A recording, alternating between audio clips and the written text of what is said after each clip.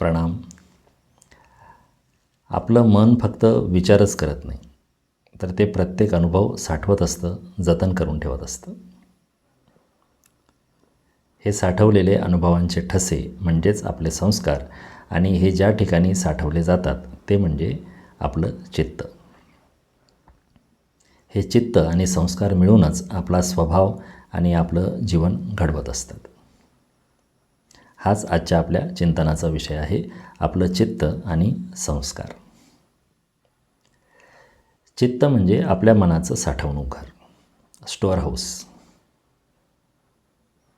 आपण जे काही ऐकतो, पाहतो, अनुभवतो ते सगळं ह्या ठिकाणी साठवलं जातं, जतन केलं जातं.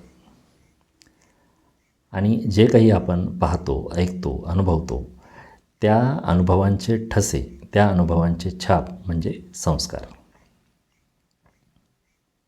समज एखाद्याला आपण मदत केली तर त्या अनुभवाचा एक चांगला ठसा, एक चांगला छाप आपल्या चित्तावर पडत असतो.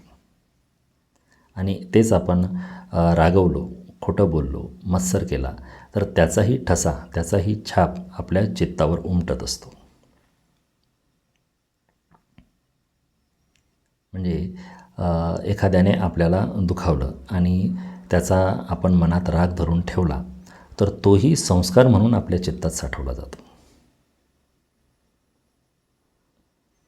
अशा आपल्या दैनंदिन जीवनातल्या छोट्या छोट्या गोष्टींमधूनच चांगल्या वाईट संस्कारांचे हे ठसे आपल्या स्वभावाला आकार देत असतात. आणि मग ते संस्कार आपल्या वागण्यातून दिसू लागतात. जसं एखाद्याला सतत चिडायची सवय असते, कारण त्याच्या चित्तात रागाचे संस्कार खोलवर रुजलेले असतात. तेच एखादा शांत आणि नम्र असतो, कारण त्याच्या चित्तात संयम आणि शांततेचे संस्कार मजबूत झालेले असतात. म्हणून आज आपण जे काही आहोत ते फक्त आताच्या म्हणजे वर्तमान क्षणातल्या विचारांमुळेच नाही, तर पूर्वीच्या अनुभवांनी, पूर्वीच्या संस्कारांच्या संचयांनी केलेल्या पायावर आपण उभे आहोत. आता ह्या ठिकाणी आपल्याला साधना कामी पडत असते. साधना म्हणजे फक्त ध्यानधारणा करणंच नाही, तर चित्तशुद्धी करणं पण आहे. साधनेमध्ये आपण हळूहळू चित्त पण शुद्ध करत असतो. आता आजच्या आपल्या अवस्थेत, ह्या प्राथमिक अवस्थेमध्ये चित्तशुद्धी करणं म्हणजे फक्त थोडं जागरूक राहणं, अवेअर राहणं. जागरूक राहणं म्हणजे जागरूकतेनं पाहणं की आपण आपल्या मनात काय साठवतो. आपण राग, भीती, मत्सर हे साठवतो आहे की शांतता, सद्भावना, प्रेम हे साठवतो आहे. उदाहरणार्थ समजा एखाद्याने आपला थोडा अपमान केला, तर ही गोष्ट आपण दोन प्रकारे हाताळू शकतो. एक म्हणजे त्या अपमानाचा राग आणि दुःख आपल्या मनात साठवून ठेवणं. असं जर केलं तर पुढे तो अनुभव आपल्याला पुन्हा पुन्हा आठवत राहील आणि आपण पुन्हा पुन्हा अस्वस्थ आणि अशांत होत राहू. आणि तसं न करता क्षणभरासाठी थोडं जागरूक होऊन जाणून घेतलं की it is all about him or her and not about me. त्या व्यक्तीने अपमान केला हा त्याचा स्वभाव आहे, ही त्याची मानसिकता आहे, माझ्याबद्दलचं सत्य, माझ्याबद्दलची वास्तविकता नाही, असा विचार करून सोडून द्यायचं.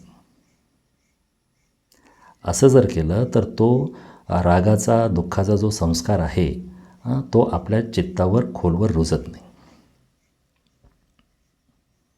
यालाच म्हणायचं थोडं जागरूक राहणं.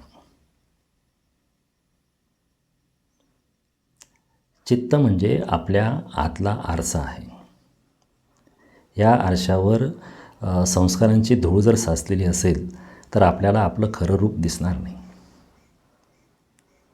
आणि जसा जसा हा स्वच्छ होत जातो, हा आपल्या चित्ताचा आरसा जसा जसा स्वच्छ होत जातो तसा तसं मन, बुद्धी, आपला अहंभाव अधिक शांत, स्थिर आणि पारदर्शक होतात. आणि आपल्याला आपल्या अंतरंगाचं खरं स्वरूप स्पष्टपणे दिसू लागतं. आपल्या सर्व प्रयत्नांचं, सर्व साधनांचं हेच एक उद्दिष्ट आहे. पहिले म्हणजे जुने संस्कारांचे ठसे धुवून टाकणे आणि नवीन आणि शुद्ध संस्कारांचे ठसे निर्माण करणे. आणि नंतर पुढची साधना करून आरसा पूर्णपणे स्वच्छ करणे आणि आपल्या आत्म्याचं खरं जे रूप आहे ते अनुभवणं. हेच आपल्या सर्व प्रयत्नांचं आणि साधनांचं उद्दिष्ट आहे.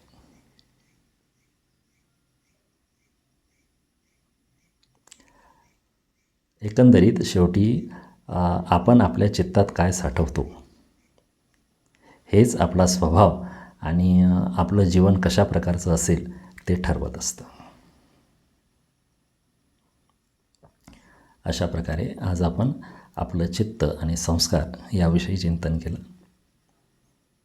आपण आपल्या अंतरंगाची रचना या मालिकेमध्ये आपल्या अंतरंगातल्या वेगवेगळ्या घटकांवर वेगवेगळ्या भागांमध्ये चिंतन केलं. कारण आपल्याला मानसिक स्वातंत्र्य, स्थिरता आणि शांतता म्हणजेच आत्मिक शांतीच्या दिशेने जो प्रवास करायचा आहे तो आपल्या अंतरंगातूनच करायचा आहे. त्यामुळे आपल्या अंतरंगातल्या घटकांची आपल्याला थोडी कल्पना यावी, निदान थोडी तोंड ओळख व्हावी, जेणेकरून आपला हा प्रवास सुरळीत आणि व्यवस्थित होईल. हाच ह्या छोट्याशा मालिकेचा प्रामाणिक उद्देश आहे. आजचं चिंतन आपण इथेच थांबवू. नवीन विषय घेऊन आपण परत भेटूच. प्रणाम. धन्यवाद.